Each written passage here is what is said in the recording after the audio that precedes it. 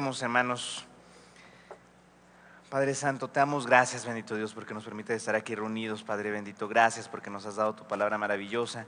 Y gracias, Señor, porque sabemos que tienes un mensaje para nuestra vida, Señor. Te pedimos que nos hables, Señor, que nos muestres el mensaje que tienes para nosotros, Señor, y permitas que nos convirtamos en aquello que tú quieres hacer de nosotros. Todo eso te lo pedimos y te lo agradecemos en el bendito nombre de tu Hijo Jesucristo. Amén. Amén, hermanos. Estamos en la serie de sermones de la luz del Evangelio y estamos predicando sobre la carta del apóstol Pedro. Vamos en Pedro 1 apenas, hoy terminaremos el capítulo 1. Vamos a estar leyendo primera de Pedro del 1, del 13 al 25. El sermón de esta tarde se llama El valor de vivir en la luz, pero no entendamos valor como valioso, sino valor como valentía, es decir, arrojo, coraje, etcétera. El día de hoy se confunde mucho lo que es la valentía con la insensatez, tristemente. Es decir, especialmente en la adolescencia, parece que la manera de ser valiente es ser un insensato, es ser un bruto y andar haciendo tonterías. Yo me acuerdo cuando estaba en la secundaria, teníamos que hacer un insectario y con mis compañeros fuimos a buscar insectos por aquí y por allá, llenamos un garrafón de chapulines, ya después escogimos los más bonitos para poner en el insectario, pero en uno de esos días encontramos una viuda negra y yo la estaba intentando hacer que se metiera un botecito y no se metía y no se metía. Entonces me cansé y la agarré así de las patillas, la hice bolita y la metí en el botecito. Y todos, ¡ay, pero si es una viuda negra! Y yo haciéndome el muy valiente, es que así soy yo agarro esos bichos, que no sé qué. Porque hay una etapa en la vida en la que uno se siente que es valiente cuando es un bruto o un insensato y se meten entonces algunos chavos a deportes extremos sin saberlo y terminan cuadraplégicos o cosas así, o simplemente se ponen en riesgo sin fallecer, sin perder nada, pero se arriesgaron. Ser valiente no es ser insensato. Ser insensato sería no saber que algo es peligroso. Ser valiente es reconocer que hay un peligro y de todas maneras enfrentarlo, porque es un peligro que se debe enfrentar, porque sabemos que hay un beneficio más grande al enfrentar esa circunstancia peligrosa. Es decir, no se es valiente cuando uno se arriesga sin razón, sino cuando uno sabe que enfrentar el peligro o enfrentar esa cosa que está en contra nuestra involucra una bendición. La palabra de Dios nos enseña a ser valientes de manera inteligente, de manera sensata. Vamos a leer primera de Pedro 1, del 13 al 25. Les invito a que lo tengamos ahí abierto. Ustedes me pueden seguir con su vista y yo lo puedo, y a mí permítanme leer en voz alta para que se pueda escuchar en el micrófono. Dice así la palabra de Dios. Vamos a leer nada más el versículo 13 en este momento. Por tanto, ceñid los lomos de vuestro entendimiento, sed sobrios y esperad por completo en la gracia que se os traerá cuando Jesucristo sea manifestado. Ceñid los lomos de vuestro entendimiento, dice el apóstol Pedro. Así comienza este pasaje. Ceñid los lomos es una frase que se utilizaba en aquel tiempo y que tiene una connotación muy peculiar para ellos. Significaba literalmente remangarse las túnicas, porque se usaban túnicas largas hasta la cintura, y amarrarse en el cinturón. Esto se hacía cuando uno tenía que hacer una actividad física o cuando iban a trabajar, cuando iban a ir a la lucha o algo así, y era para tener mejor movilidad. De tal manera que decir cíñete los lomos era una manera de decirle a las personas: prepárate, esfuérzate para algo difícil, ajústate bien porque vas a tener que hacer algo difícil. Podríamos traducir el día de hoy: amárrate bien los pantalones de la inteligencia, porque aquí no dice nada más ceñirse vuestros lomos y ya, sino del entendimiento. Esto nos enseña una cosa: seguir a Cristo es un asunto que se debe de razonar y que se debe de hacer de manera inteligente. No podemos nada más hacerlo por tradición o porque es la costumbre de mi familia o algo así. Hay cosas que podemos hacer por costumbre. Yo le estoy acostumbrando a mi hijo, le estoy más o menos heredando la afición por el América. El viernes estábamos llorando juntos. Siento que sería irresponsable de mi parte no enseñarle desde ahorita a qué equipo conviene irle. Pero este es un asunto que sí le puedo heredar. Es algo bastante simplón, bastante superficial. El hermano Ezequiel, uno de los consejeros de nuestra iglesia, tiene un hijo de la edad más o menos de Leonel, Santi, y un día fueron a mi casa y Santi venía vestido de Darth Vader. Entonces yo le eché porras a Ezequiel y le dije: vas bien como padre, estás haciendo un buen trabajo como padre.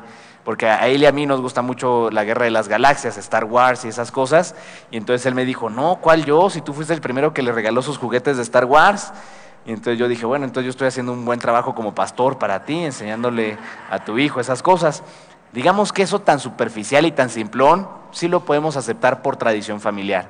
Pero seguir al Señor no puede ser una tradición familiar nada más. Hay personas que tienen fe en lo que su familia les ha enseñado, que no se cambian de religión nomás porque una abuelita les enseñó determinada cosa, o que es por costumbre, porque es lo que hacemos los domingos, vamos a la iglesia, ¿qué remedio? Seguir a Cristo es una decisión racional, individual, que debemos de tomar cada uno de manera muy intencional, hacer algo para seguirle. Por eso este sermón nos habla del valor sabio o el valor inteligente de seguirlo. La primera enseñanza es el valor sabio de seguir a Jesús. Dice el versículo 13, ceñid los lomos de vuestro entendimiento y sed sobrios. Es decir, preparen la inteligencia y sean sobrios. Esta idea de la sobriedad no nada más se refiere a que no estén borrachos cuando hay que seguir a Jesús. Sería bueno que no lo hiciéramos, pero no es a eso a lo que se refiere. A lo que se refiere es que no haya otras cosas que emboten nuestro entendimiento, que no haya otras influencias que nos eviten tomar una decisión inteligente. Cuando una persona está borracha, dicen que el alcohol es un depresor, es decir, suprime ciertos aspectos de la personalidad y hace entonces que una persona se sienta más valiente. No es que sea más valiente, es que la alarma que le dice que algo es peligroso se apaga. Eso es a lo que se refiere esto, que hay ciertas cosas que pueden embotar nuestro entendimiento y nos pueden hacer tomar una mala decisión. No seamos borrachos en el sentido intelectual, seamos sobrios, es decir, liberémonos de falsos valores o de ideas extrañas que no nos permiten seguir plenamente al Señor. Esto lo podemos interpretar como de una forma muy sencilla. Rechacemos los valores del mundo y sigamos a nuestro Señor lejos de las influencias que el mundo nos presenta, que a veces nos hacen que nos sea difícil seguir al Señor. Hace algunos años, hace algunas generaciones, el cristianismo tenía una buena reputación entre el mundo. Es decir, las personas que no eran cristianas consideraban que los cristianos éramos honorables, éramos honestos. Algunos cristianos, incluso por el simple hecho de ser cristianos, tenían más posibilidades de ser contratados o de obtener algún beneficio laboral, porque decía la gente, es que si es cristiano, pues ha de ser honesto, no se va a robar dinero, no va a hacer mentiras, no va a faltar, etcétera, etcétera. Parece que eso ha cambiado. No necesariamente porque los cristianos hayamos cambiado y ya no seamos honorables, sino porque la opinión del mundo respecto al pensamiento religioso ha cambiado bastante. Pero fíjese una cosa, pareciera que el mundo no se manifiesta hostil en contra de la espiritualidad o de la religiosidad, se manifiesta hostil en contra del Dios de la Biblia. Es decir, se manifiesta hostil en contra del cristianismo. Hace poco escuchaba en un reportaje, no sé si se acuerdan, un evento que ocurrió en nuestro país. Iban a hacer una mina en una montaña y un grupo de indígenas decían que esa montaña era un monte sagrado, le decían el abuelo fuego. Entonces decían, salven al abuelo fuego y no sé qué. Y varios cantantes y artistas se pusieron a favor de este grupo de indígenas, hicieron canciones, hicieron marchas, hicieron campañas para ayudarles a estos cantantes. Uno de ellos era Enrique Bunbury y un reportero decía sobre Enrique Bunbury, él se burla de la religión cristiana, del catolicismo. Algunas canciones incluso los critica y ha dicho cosas a veces muy fuertes en contra del cristianismo.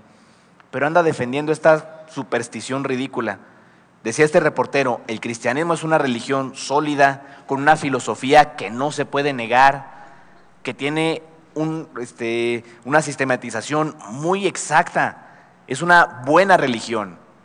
Y este cuate critica a esta buena religión, pero apoya una superstición absurda que está destinada a desaparecer, porque decía este reportero, esta superstición que estos cuates manejan, eventualmente los va a hacer desaparecer, número uno, porque esta tradición los tiene sumidos en la miseria, en el machismo, justifica sus matanzas que se hacen entre ellos, se agarran a machetazos por su creencia religiosa absurda, así que una de dos, o se mueren de hambre, o cambian de religión y se acaba ese pensamiento supersticioso.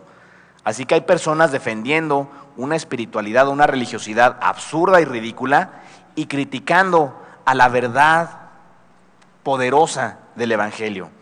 Debemos de entender esto, el mundo se manifiesta en contra del cristianismo, no en contra de la espiritualidad o de la religión, se manifiesta literalmente en contra de Dios. La mayoría de los que se manifiestan ateos, que dicen que son ateos, no son ateos porque no les guste el concepto de Zeus. No dicen que no creen en Dios pensando en Huitzilopochtli. Dicen que no creen en el Dios de la Biblia. A pesar de que el Dios que se nos maneja en la Biblia, el Dios que nos muestra la Biblia, el Dios del que nos habla la palabra de Dios, es un Dios amoroso, bueno, que quiere lo mejor para nosotros, pero es en contra de este Dios de quien se rebelan. No hablan mal de otras religiones, hablan mal del cristianismo, porque el mundo es hostil a la fe cristiana. Y eso a veces hace que ciertos conceptos, ciertos valores empiecen a meterse dentro de nuestra mente y nos hagan fácil el no seguir al Señor. Es decir, hacen que se nos antoje no seguir al Señor. La tentación es muy fácil de vencerla cuando se manifiesta de una manera muy tangible. Por ejemplo, si le decimos a los jóvenes, no fumes porque el fumar te daña, es un vicio que te destruye y no es el plan de Dios para tu vida, y a un joven le ofrecen un cigarro, es fácil que lo rechace, porque le hemos hablado de ese objeto. Pero la tentación del mundo regularmente se manifiesta de una manera más sutil, se manifiesta como valores o como ideas, como opiniones, que a veces son más fáciles de aceptar, porque no las podemos identificar claramente. Una opinión, por ejemplo, por poner un ejemplo nada más, la idea de la tolerancia. En nuestro mundo se maneja este concepto de tolerancia que no es el concepto real de la tolerancia. Tolerar significa que algo me molesta, me estorba, pero me tengo que aguantar. Suponiendo que yo trajera una piedrita ahorita en el zapato, tendría que tolerarla, porque estoy predicando, se vería mal que me quitara el zapato, que tal si traigo un hoyo en el calcetín, los de la primera fila chance y ya se desmayan o por lo menos se marean. No estaría bien que me quitara la piedrita en el zapato, entonces tendría que tolerarla. Me estorba, me molesta y no me gusta, pero me tengo que aguantar. ¿Me explico? Eso es tolerar. Pero el concepto que se maneja el día de hoy en el mundo de tolerar es que debes de cambiar tu opinión respecto a algo que te molesta. Es decir, si hay algo que no te gusta, que te estorba, que te daña, que te ofende, debes de cambiar de opinión y te debe de gustar. Eso no es tolerar. ¿Sí me explicó? Eso es cambiar de opinión. Pero eso es lo que el mundo nos dice que es la tolerancia. Y a veces los cristianos comenzamos a aceptar este pensamiento y entonces nos volvemos tolerantes a nuestro propio pecado. Es decir, comienza a gustarnos nuestro pecado. Comenzamos a defenderlo, comenzamos a justificarlo, y si un pastor o predicador habla en contra del pecado, decimos, es que puro regaño con ustedes, es que puras ofensas, hay que perdonar, Dios nos perdona, y entonces como Dios me perdona, puedo pecar sin ningún problema, al fin que Dios me perdona. ¿Se me explicó? Una idea del mundo se empieza a meter en nuestra mente y nos hace, ¿cómo decirlo?, atractivo el pecado. Hace que se nos antoje, que deseemos acercarnos a Él. Así es como el mundo se mete en nuestra mente, y es esto lo que debemos de rechazar. Sed sobrios significa rechazar ideas, valores, opiniones que van contrarios a la fe cristiana. Seamos sobrios, hermanos, tengamos el valor sabio de vivir en la luz, es decir, de rechazar los valores del mundo. Ahora, para rechazar los valores del mundo, tenemos que conocer los valores del reino. Conviene que leamos la Biblia y que sepamos cuál es la luz en la que estamos y que la conozcamos tan bien que no sea fácil que los valores del mundo se nos metan en la mente. Me da mucha tristeza cuando veo a algún joven, especialmente con jóvenes, me da tristeza que opinan cosas que van en contra de la palabra de Dios, como si fueran muy buenas opiniones, que ponen en el Facebook a veces frases que van en contra de la palabra de Dios, pero que las ponen así como si fuera una gran filosofía, o que leen autores que van en contra de los principios bíblicos y que los creen como si fueran grandes filosofías. Y en ocasiones tengo que decirle, oye, es que eso que dijiste, eso que pusiste en el Facebook, eso que crees, va en contra de este texto bíblico que dice tal y tal. Y me da tristeza no nada más porque lo crean, sino porque tal vez significa que conocen tan poco la palabra de Dios, que las ideas contrarias a la palabra de Dios les parecen buenas. Les parecen buenas ideas, buenas opiniones, y estamos dispuestos en ocasiones a hacerles caso. Vivamos el valor sabio de seguir la luz, rechazando el pecado, siendo sobrios, es decir, siendo capaces de entender realmente lo que el Señor pide de nosotros. El Señor nunca nos pidió a que nunca nos invitó a tener una fe ciega e ignorante en Él. De hecho, si leemos en Lucas, el Señor hace una invitación a las personas que le querían decir. Déjenme les leo, es Lucas 14, voy a leer a partir del versículo 27. Dice, y el que no lleva su cruz y viene en pos de mí, no puede ser mi discípulo. Porque ¿quién de vosotros, queriendo edificar una torre, no se sienta primero y calcula los gastos, a ver si tiene lo que necesita para acabarla? No sea que después que haya puesto el cimiento y no pueda acabarla, todos los que lo vean comiencen a hacer burla de él, diciendo, este hombre comenzó a edificar y no pudo acabar. El Señor invita a las personas a seguirle, pero seguirle después de haber hecho una reflexión, después de haber analizado, a ver, ¿conviene seguirle? ¿Vale la pena seguirle? El Señor hace esta invitación de esta forma porque sabe que una persona que realmente hace esta reflexión, que realmente analiza y racionaliza su decisión, va a terminar decidiendo seguir al Señor, porque es una muy buena decisión, es la más sabia de las decisiones que podemos hacer, seguir al Señor, rechazar los valores del mundo y seguir los valores del reino. Es una decisión correcta, sabia, inteligente. No hacerlo es un verdadero suicidio intelectual. Muchos disque intelectuales hablan de que seguir una religión es eso, es un suicidio intelectual. Yo puedo decirles que es justamente al revés. En una ocasión estaba platicando con una maestra de estadística del UNAM. Ella decía que no le gusta la evolución y a mí me gustó esta idea. Y cuando le pregunté por qué, dijo que ella no cree en la evolución en los conceptos actuales porque dicen los evolucionistas que los seres humanos aparecimos más o menos hace unos 10,000 años. Y si los somos, no 10,000 años, 80,000 años. Si los Homo sapiens aparecieron hace 80,000 años, con la población que tenemos el día de hoy, significaría que deberíamos de ser más o menos unas 80 veces más. Es decir, somos demasiado pocos para hablar de que los Homo sapiens comenzaron hace 80,000 años. Se habrían reproducido mucho más rápido. O sea, el creer que los Homo sapiens aparecimos hace 80,000 años significa creer que durante más o menos 60,000 años los hombres, los seres humanos, solo nacían de dos en dos, niño y niña, y ellos tenían 2 hijos, niño y niña, y ellos tenían 2 hijos, niño y niña, así por 60,000 años. O sea, que no hubo cambio de la población durante miles y miles de años. Es un ridículo. Y entonces yo le decía a esta maestra, oiga, ¿y qué le parece esta explicación? La Biblia tiene razón y sí hubo un diluvio universal. O sea, lo que dice la Biblia de que Dios destruyó a la humanidad con un diluvio es verdad y por eso se acabó toda esa población. Ya dijo, bueno, no, es que eso es otra mitología y no sé qué. A ver, es la única explicación lógica para que eso que usted dice tenga razón. Pero el chiste no es encontrar la verdad, el chiste es rechazar la verdad de la Biblia. Para muchos así es como funciona. No les interesa saber el concepto científico real y por eso han rechazado la fe. No, rechazaron la fe y después buscan excusas. Y después buscan alguna justificación por la cual han rechazado la fe en Jesucristo. Por eso, hermanos, no caigamos en ese error. Seamos sabios y tomemos una decisión inteligente. Si reconocemos, más bien si analizamos correctamente, la conclusión más lógica es que seguir al Señor conviene. Vivir en la luz de Dios conviene para nuestra vida. Es la mejor decisión. Él es un ser tan poderoso y tan tremendo que conviene estar congraciado con Él. Conviene caerle bien. Y tenemos esta ventaja, ya nos ama, tanto nos ama que dio su vida por nosotros, la vida de su Hijo en la cruz. Así que ya le caemos bien en cierta manera. Conviene entonces seguirlo y obedecerlo. Conviene ser sus hijos. Hermanos, tomemos la decisión sabia y valiente de seguir en la luz. Valiente porque habrá personas a quienes les ofenda y que se opongan a que queramos seguir al Señor. Me da un poco de tristeza así, especialmente cuando era joven me pasaba esto. Algunas personas no les preocupa que pasen cosas malas en el mundo. A veces más bien les preocupa que pasen cosas buenas en el mundo. Les explico a qué me refiero.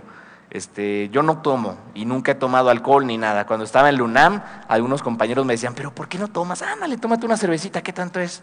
O sea, ¿cuál es el problema? Y yo le decía, no, es que no quiero tomar, no quiero hacerlo. Y una vez, burlándome de ellos, le decía, oigan, tampoco como jitomate, pero a nadie le preocupa que no coma jitomate. O sea, nadie me pregunta, a ver, ¿por qué no tomas jitomate? ¿Qué, eras adicto al jitomate? Ah, ya sé, tu papá comía demasiado jitomate y cuando comía jitomate golpeaba a tu mamá o algo así y por eso estás traumado con el jitomate. Yo le decía, no como jitomate y a nadie le ofende. No tomo alcohol y eso sí ofende, sí preocupa a la gente del mundo. Ahora, ¿por qué les preocupa? Porque cuando ven que un hijo de Dios, como somos nosotros, vive feliz, vive pleno, sin tener que caer en los errores, en los pecados y en las opresiones que ellos viven, se dan cuenta de que están viviendo mal y eso a veces ofende. a veces duele darse cuenta que uno está viviendo un error, que uno no está cumpliendo todo su potencial, y por eso a veces se manifiestan hostiles a la fe cristiana, porque lo que desean es poder experimentar la plenitud que da la luz. Si ya tenemos esa oportunidad, hermanos, seamos valientes, no nos ocultemos, enfrentemos la oposición y seamos valientes para vivir en la luz. Tengamos valor de rechazar al mundo y sus valores y de creer en Cristo. Es la decisión más sabia que podemos tomar. Vivamos con la inteligencia y la valentía de saber que lo mejor está por venir, porque el Señor nos ha prometido una vida de esperanza. Seamos santos porque es lo más inteligente que podemos hacer. Una segunda enseñanza: el valor sabio de dejarse guiar como hijos. Dice el versículo 14 en adelante. Les pido que lo lean ahí en silencio en su Biblia. Dice: como hijos obedientes, no os conforméis a los deseos que antes teníais estando en vuestra ignorancia, sino como aquel que os llamó es santo, sed también vosotros santos en toda vuestra manera de vivir. Porque escrito está: sed santos porque yo soy santo. Y si invocáis por Padre a aquel que sin acepción de personas juzga según la obra de cada uno, conducíos en temor todo el tiempo de vuestra peregrinación. Dice como hijos obedientes, y luego, y si invocáis por Padre. Esto nos habla del valor sabio de dejarse guiar como hijos. Cuando el Señor dice, sed santos como yo soy santo, nos está diciendo como quien dice, pórtense como su Padre, imítenme a mí. Yo digo que hay dos equipos a los que les puede ir un cristiano: al América, porque dice en Isaías que tendrán nuevas fuerzas como las águilas, y al Santos por este texto, sed santos como yo soy santo. Si usted eleva uno de esos dos, está bien. Pero a lo que nos refiere esto es, sé como soy yo. Si mi hijo le va al América, es natural, me ama, me quiere, no le interesa el América en lo más mínimo, quien le interesa soy yo. ¿Me explico? A mí es al que ama, y como yo le voy al América, él por amor a mí ha decidido también unirse a esa preciosa afición. Los hijos regularmente obedecen fácilmente a sus padres porque les admiran, porque les tienen cierta estima. Cuando yo era niño, me acuerdo, estábamos en el seminario, yo tenía más o menos 4 o 5 años, el pastor estaba en su segundo periodo en el seminario, y hubo una carrera, una especie de mini maratón, y el pastor quedó en tercer lugar. Y yo hice en mi mente toda una construcción filosófica para decir que él era el que había ganado. O sea, yo decía, no, es que el primero y el segundo no cuentan, es el tercero el que cuenta. Y como si le habían dado medalla, porque pues, era el tercer lugar, yo decía, esta es la importante, porque yo lo admiraba tanto y lo quería tanto, que no checaba en mi mente, me era ilógico e irracional pensar que él no hubiera ganado. ¿Me explico? O sea, no, es que es mi papá, o sea, ¿cómo no va a ser el ganador? Porque cuando uno es niño, pasa eso con los padres, admiramos grandemente.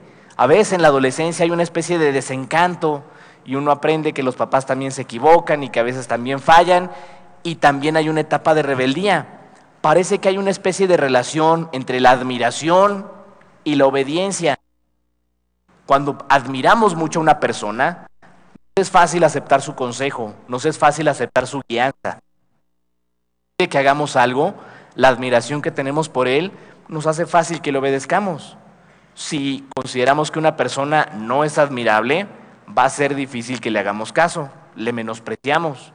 Me late entonces que cuando una persona no quiere obedecer los valores bíblicos, es porque no tiene una buena opinión de los valores bíblicos.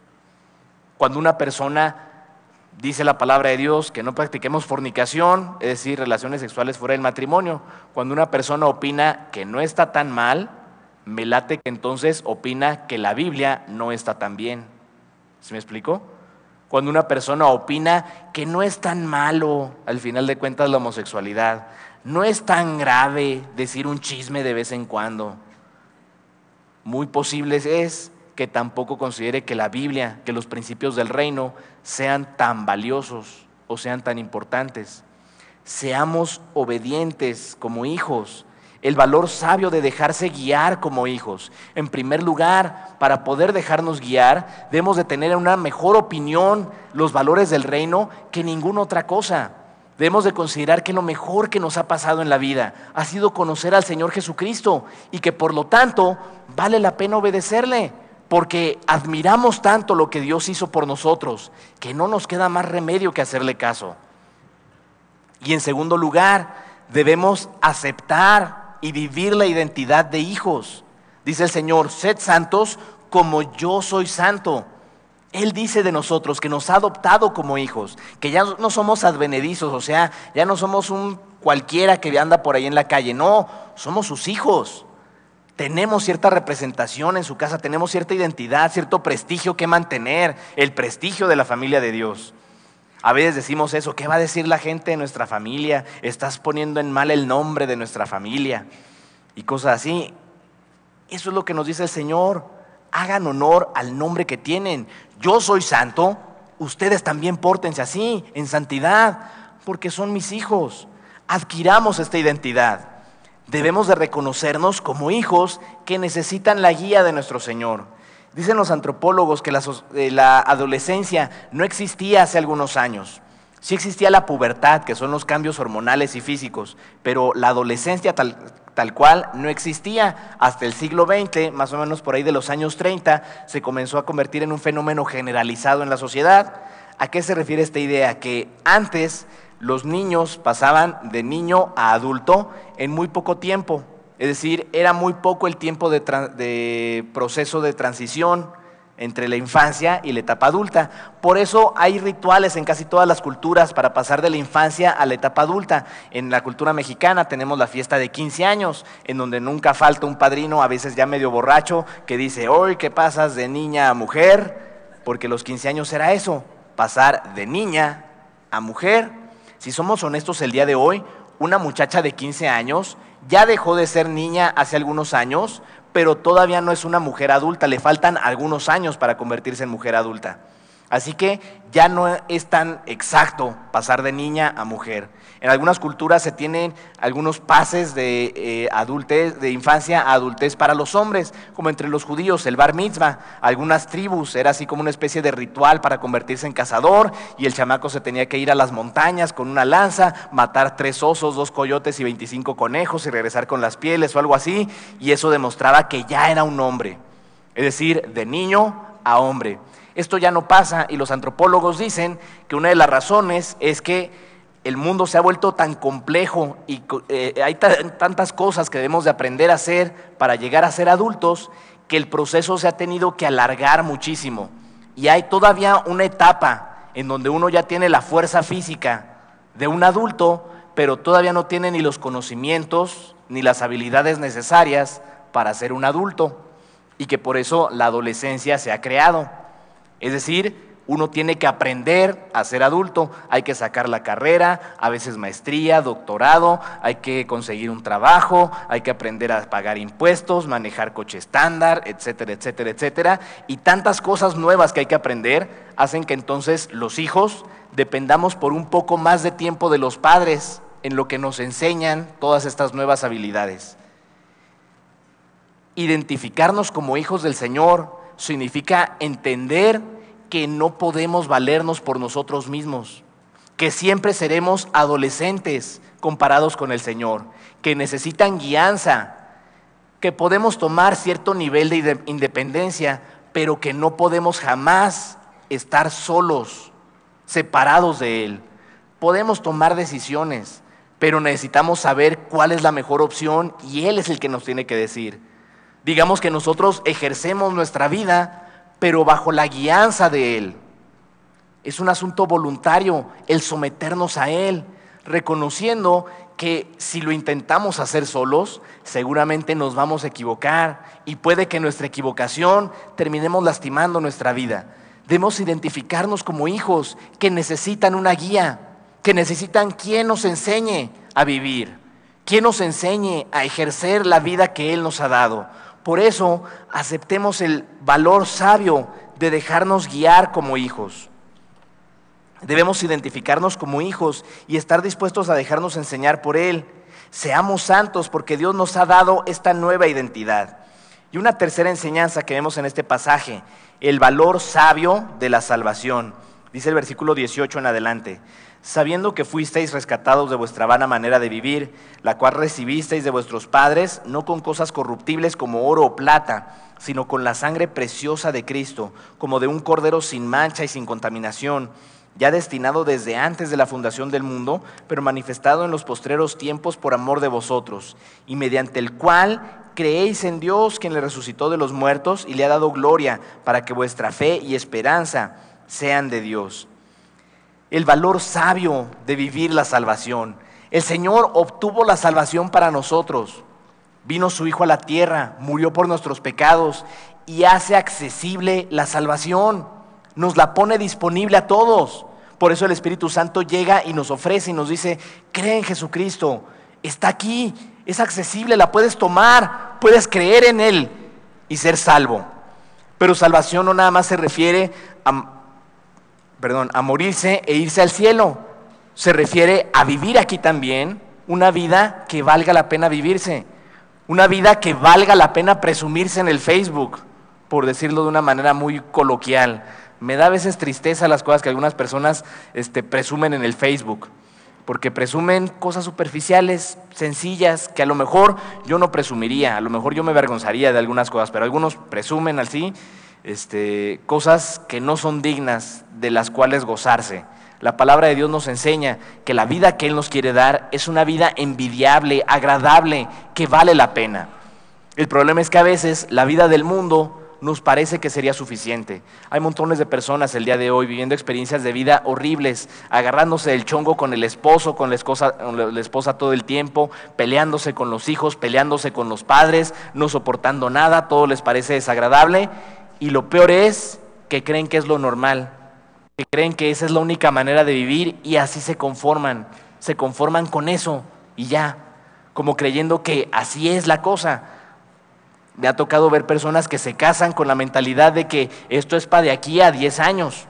O sea, en 10 años vemos y a lo mejor nos divorciamos. ¿Y qué tiene? O sea, todo el mundo se divorcia el día de hoy. Así es, como si fuera lo normal.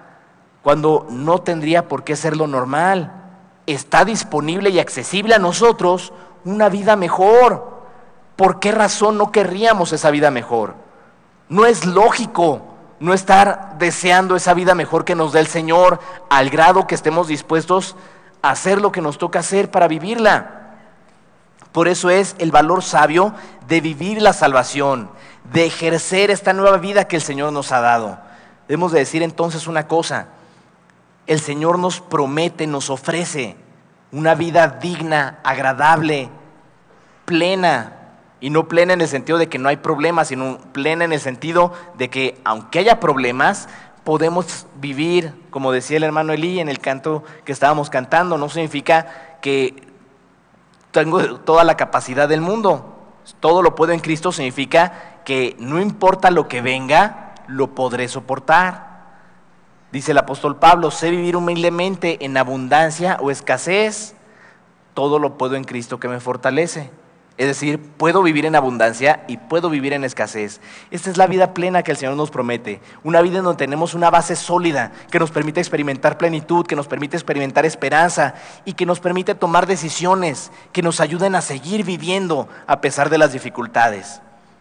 No hay razón por la cual no ejercer esta vida, salvo que nos hayamos conformado con lo que tenemos hasta el momento.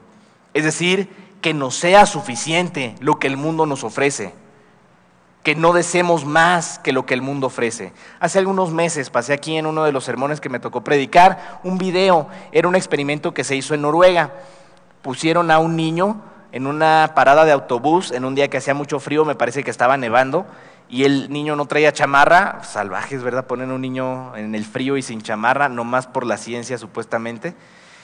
Y el chiste era que las personas iban a llegar y querían ver cuántos le preguntaban, cuántos le querían ayudar. El niño tenía una historia. Les decía a los que le preguntaban que había ido con su grupo de la escuela a una excursión y que él se había perdido y que la maestra había dicho que se debían de volver a encontrar ahí en esa estación del autobús. Y entonces muchas personas se quitaron su chamarra, taparon al niño. Hubo una señora así que hasta le puso la bufanda y así como que ¡ay, qué bonito me quedó! Y con música así bien bonita, así como que diciendo qué padre es la humanidad, somos bien buena onda los seres humanos, en serio, qué chido somos la gente, ¿no? Yo me pongo a pensar, si en serio hubiera sido una historia real, si a mí me pasa eso y un niño me dice es que me perdí y está en mi grupo de la escuela en otro lugar, en una excursión, yo me hubiera puesto a pensar, ¿y el maestro? ha de estar vuelto loco. Si yo fuera el maestro, se me perdió un niño. Y luego con robachicos y personas así malvadas en el mundo pensando, se lo habrán llevado, hijo, lo vamos a encontrar destripado. ¿Qué cuentas le voy a dar a los papás? Pues me encuentro a ver chicos, vean si no ven algún chavo que como que no tenga familia y se lo llevamos a los papás. Este es como que no es, este es el que usted me dio, porque está en un problemón tremendo. Es una preocupación extraordinaria esa para un maestro. Ahora, era una historia ficticia, pero de haber sido real, haberle puesto una chamarra no resuelve en lo más mínimo el problema, porque el problema del frío es superficial comparado con el problema posible legal contra la escuela por haber perdido un chamaco, de preocupación de los padres, de los maestros, etcétera, etcétera. Pero para el mundo eso es suficiente, poner una chamarra. Para el mundo conseguir que deje de haber corrupción es suficiente. Para el mundo, para la gente normal, tener un poco más de dinero es suficiente. Pero cuando analizamos bien las cosas, ninguna de esas victorias sociales, monetarias, físicas, va a ser suficiente para cambiar el problema de nuestro corazón, de la destrucción que nuestro pecado produce en la humanidad. El pastor tiene una canción que dice, se llama ¿Cómo sería el mundo si existiera Superman? Y empieza diciendo, un día me puse a pensar como niño, ¿cómo sería el mundo si existiera Superman? Y luego dice, Superman seguramente detendría aviones, acabaría con los terroristas, podría encarrilar trenes descarrilados, pero no podría hacer nada con la depresión en el corazón de un joven que ha perdido un amor, o con el dolor en el corazón de una mujer cuyos hijos están perdidos y cosas así. O sea, estaba diciendo, Superman sí encarrilaría trenes, pero no encarrilaría matrimonios. Salvaría aviones, pero no salvaría jóvenes del vicio. Porque al final de cuentas, las opciones que el mundo nos presenta son mínimas comparadas con las opciones que nos presenta la vida, que nos da el Señor. No nos conformemos entonces con lo que el mundo nos ofrece, porque fíjense qué terrible, lo que el mundo y el pecado nos ofrecen es lo mismo que nos ofrece el reino de los cielos, pero el mundo no nos lo puede dar. ¿Por qué cree usted que empezaría a fumar un joven? Muchas personas comienzan a fumar en la adolescencia, en la secundaria o en la preparatoria. ¿Por qué cree que se ponen a fumar esos chamacos? Yo nunca he visto un chamaco así en la secundaria que esté pensando, no, yo comencé ahorita desde joven porque mi sueño es morir de enfisema pulmonar o de cáncer en los pulmones. Me imagino así tirado en la cama, con la boquilla esa aquí que me hace hablar como robot, con la piel ya toda ceniza, casi sin pelo. Hijo, qué padre va a ser eso. ¿No, verdad? ¿Qué es lo que hace que un adolescente quiera fumar? Que cree que se va a ver muy cool. El chavo cree que se va a ver muy galán, la chava cree que se va a ver muy guapa, creen que se van a ver maduros, ni se saben limpiar bien la nariz y ya andan con el cigarro sintiéndose maduros. Ahora, es una mentira. El joven que comienza a fumar cree que va a obtener prestigio, pero lo que tiene es muerte, veneno, alquitrán y un montón de cosas terribles que se va metiendo en los pulmones. Así es el mundo con nosotros. Nos ofrece identidad, pero lo poco que tengamos de identidad nos lo quita. Nos ofrece felicidad, pero nos entrega dolor. Nos ofrece plenitud, pero nos entrega esclavitud. Todo eso que el mundo ofrece, nos lo da Dios. Y gratis. Nos lo regala el Señor con su amor y con su gracia. Pero a veces nos conformamos con lo que ofrece el mundo. Aceptemos el valor sabio de vivir la salvación, de ejercer esta vida que el Señor puso disponible para nosotros, que el Señor pone accesible para nuestra vida. La fe cristiana es un cambio, una nueva manera de actuar, un nuevo comportamiento, nuevas experiencias, nuevas ideas, nuevos compromisos, mejores relaciones, nueva vida. Seamos inteligentes y sabios para vivir una salvación tan grande, hermanos. Seamos santos, porque fuimos diseñados para ser santos, porque es lo que nos sale bien y es lo que nos hace bien y nos hace felices. Y finalmente, una cuarta enseñanza, el valor sabio de continuar siendo transformado. Dice versículos 22 en adelante, habiendo purificado vuestras almas por la obediencia a la verdad mediante el Espíritu, para el amor fraternal no fingido, Amaos unos a otros entrañablemente de corazón puro, siendo renacidos no de simiente corruptible, sino de incorruptible, por la palabra de Dios que vive y permanece para siempre. Pedro nos confronta con una realidad tremenda. La fe cristiana es una experiencia de constante renovación en la palabra. Dice aquí el pasaje: fuimos purificados por la obediencia y el Espíritu. Y luego dice, para el amor fraternal. O sea, lo que nos transformó fue el haber obedecido la invitación del Señor y el Espíritu Santo que actuó en nuestras vidas, el poder de Dios.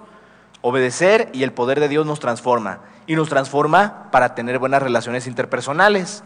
Y luego nos exhorta Pedro: amaos unos a otros entrañablemente en corazón puro. Es decir, si para eso fueron salvados, para eso fueron santificados, háganlo siendo renacidos de simiente corruptible, no de simiente corruptible, sino incorruptible. O sea, ámense unos a otros siendo renacidos, otra vez santificados, como en la palabra anterior, por la palabra de Dios. O sea, ¿qué nos salvó? Obedecer la palabra de Dios y el poder de Dios. ¿Y qué debemos de hacer ahora? Obedecer la palabra de Dios y aceptar el poder de Dios. Es decir, no es un asunto, un evento que pasa una vez y se acabó, sino que es un proceso que comienza en nuestra vida y que permanece, sigue actuando la salvación de Dios en nuestra vida. Seguimos siendo santificados cada día. Debemos decir una cosa: hay espacio para ser santificados todavía. Nunca podremos llegar al final de la santificación mientras estemos en esta tierra. Por lo tanto, hay que desear ser mejores cada día. Hay que escoger, buscar ser mejores cada día. A los niños regularmente les compramos ropa de unas tallas más grandes. Leonel tiene 4 años, pero tiene camisetas talla 8, para que cuando ya esté en tercero de primaria, siga usando el mismo uniforme, ¿verdad? Así nos ahorramos una buena lana. Porque así le hacemos con los niños. Tenemos la esperanza de que van a seguir creciendo, entonces le compramos ropa un poquito más grandecita para que cuando siga creciendo, le siga quedando. Con el Señor es así. Debemos de tener la esperanza de que voy a ser mejor mañana de lo que soy hoy. Entonces, continúo en este proceso de crecimiento. Nunca me siento que ya llegué, nunca me enorgullezco de haber llegado a algo, porque sé que aún hay manera de ser mejor. Ser mejor esposo, ser mejor padre, mejor maestro, mejor trabajador, mejor lo que sea. Ser mejor cada día en el Señor. Podemos decirlo de una manera: no deberíamos de tener llenadera cuando se trata de la gracia de nuestro Señor. Dice mi hermano Eli que esta Navidad pasada lo que él pidió fue una llenadera, porque le decía a mi mamá: es que no tienes llenadera, no tienes llenadera. Y Eli: sí, cierto, me falta una llenadera. No hay que tener llenadera cuando se trata del Señor. O sea, no nos debería de ser suficiente. El papá de nuestro hermano Porfirio Nieves, el hermano Nieves, está en la presencia del Señor. Él no tenía llenadera con la oración. El abuelito de Harold, justamente, oraba y oraba y oraba, y cuando no estaba orando tenía ganas de estar orando. Hay personas que cuando oran en público oran largo y tendido, y se les nota que es porque como en toda la semana no oraron ni una sola vez, entonces ahorita están desquitando. El hermano Nieves no era así. Oraba a las 7 de la mañana ahí en Plutarco antes de que empezaran los cultos. Cuando estaban los cultos, él estaba orando así en su lugar, orando por el pastor, por las personas que estaban ahí. Saliendo del culto se quedaba orando un ratito en el sermón. Y si uno le pedía un consejo, le pedía tenía una duda, iba con él, le decía: vamos a orar, hermano. Y oraba un buen rato ahí con uno. O sea, no tenía llenadera de su tiempo con el Señor. Nunca le era suficiente. Siempre había espacio para tener más comunión con el Señor. Siempre había espacio para estar más en contacto con Él. Esa es la idea con esto. Debemos de seguir siendo transformados porque entendemos que nunca podremos estar satisfechos. Hay un problema a veces en el cristianismo de algunas personas que creen como que se pueden dar ciertos permisillos. Es decir, vienen tantas veces a la iglesia y entonces, como dicen, ya vine 30 veces seguidas, ya puedo faltar una vez para irme al estadio, ¿no? O para irme al cine, sin ni que fuera por puntos o algo así. O ya hice tantas obras buenas por el Señor, ya le prediqué a tantas personas, puedo cometer un pecado más o menos de buen tamaño, porque ya hice tantas cosas buenas que ya me puedo permitir un buen pecado. Sin ni que fuera por calificaciones o qué, no son equivalentes. Hace poco hubo un escándalo con un disque profeta que resultó que tenía toda una red de tratante de blancas y de lavado de dinero y de corrupción, y cuando lo confrontaron en la televisión, esto fue en Estados Unidos, y le preguntaron, ¿y piensa renunciar? Y él dijo, no, no voy a renunciar, soy un siervo del Señor, y los siervos del Señor, Dios les da cierta cortesía. Ah, caray, ahora resulta que como es pastor, Dios dice, está bien, o sea, ni modo, se te chispoteó. No es así, no es que Dios nos perdone porque ya hemos ganado suficiente gracia. Dios nos perdona y punto, pero nada más perdona al que se arrepiente, es decir, al que sabe que lo malo que hizo estuvo muy mal, y no al que lo justifica, como que diciendo así de que bueno, es que ya trabajo en un ministerio, soy ujier, toco en la alabanza o recojo ofrendas o algo así, tengo permiso de darme uno que otro lujo con mis pecados. No se trata de esto, hermanos, se trata de ser mejor cada vez. Nunca llegaremos a un nivel superior espiritualmente mientras estamos aquí en la tierra como para ya no necesitar comunión con el Señor, o como para poder cometer ciertos pecados sin que haya consecuencias. Siempre podremos ser mejores, siempre hay espacio para crecer. Vivamos con la inteligencia y la valentía de dejarnos transformar cada día. Fíjese, hasta rima. Seamos santos porque tenemos la posibilidad de ser más santos cada vez. Y finalmente, hermanos, hay un desafío para nosotros, un desafío a ser inteligentes y a ser valientes.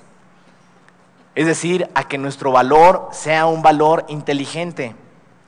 Debemos de reconocer que los cristianos no somos antipecadores. Es decir, no estamos en contra de los ateos, estamos en contra del ateísmo. No estamos en contra de los alcohólicos, sino del alcoholismo. No estamos en contra de los pecadores, sino del pecado. Porque el problema de esas personas que practican esas cosas es que están atrapadas por el pecado. Estas opiniones del mundo les tienen atrapados y no les permiten salir de ahí. Son víctimas. Y nosotros también somos víctimas del pecado que nos tiene atrapados a nosotros. No debemos de ser valientes contra el mundo, siendo bravucones contra la gente. No es esa nuestra labor. Nuestra labor es seguir al Señor, obedecerle a Él y llevar su palabra para que Él sea el que destruya el pecado en la vida de otras personas. Por eso nuestra opción o nuestra manera de actuar no debe ser atacando o criticando a los que están en el pecado, sino mejorando nuestra vida, siendo mejores nosotros cada vez, para que cuando prediquemos a esas personas que están en el pecado puedan ver un buen ejemplo de vida y también ellos quieran salir de su pecado. Nosotros no podemos rescatarles, es Dios el que les rescata. Lo que nosotros hacemos es llevar su palabra para que Dios la use y rescate a esas personas. Seamos valientes para hacerlo y seamos inteligentes para no detenernos. La primera responsabilidad es seguir cada uno al Señor. Por eso es una decisión intencional e individual de cada uno. Debemos de seguir al Señor, debemos tomar la decisión de seguirle hoy mismo. Vivamos la experiencia de ser renovados y guiados por el Señor. Vivamos la experiencia de vivir en la luz a pesar de cualquier oposición. Vamos a orar, hermanos, y vamos a pedirle al Señor que haga estas cosas una realidad en nuestras vidas. Bendito Dios, te damos gracias, Padre Santo, porque reconocemos, Señor, que tú quieres hacer cosas extraordinarias en nuestra vida, Señor. Porque entendemos, Padre Santo, que tú tienes un plan maravilloso, que tienes una vida plena que nos ofrece, Señor, y que podemos nosotros adquirir, Señor, por tu gracia y por tu amor, bendito Dios. Guíanos, Padre Santo, ayúdanos a crecer, a renovarnos cada día, Señor, y a poder encontrar esta vida plena que tú nos ofreces, bendito Dios. Sigan orando, mis hermanos, y si alguien quiere decirle al Señor una de estas cosas, ya sea que le quieras decir al Señor que rechazas los valores del mundo, que rechazas las opiniones que el mundo ha puesto sobre tu vida y que te han hecho fácil el desobedecerle, o que quieres seguirle, que quieres aceptar su guianza, su voluntad, y quieres portarte como obediente, o ya sea que le quieres pedir que te renueve y que te transforme y que haga de ti una mejor persona, sea lo que sea que le quieres decir al Señor en esta hora, te invito a que levantes tu mano ahí en tu lugar en señal de que quieres pedirle al Señor renovación. que quieres aceptar este desafío de ser valiente e inteligente. Dios te bendiga, hermanos y hermanas que están levantando las manos. Dios les bendiga a todos, jóvenes también, Dios les bendiga.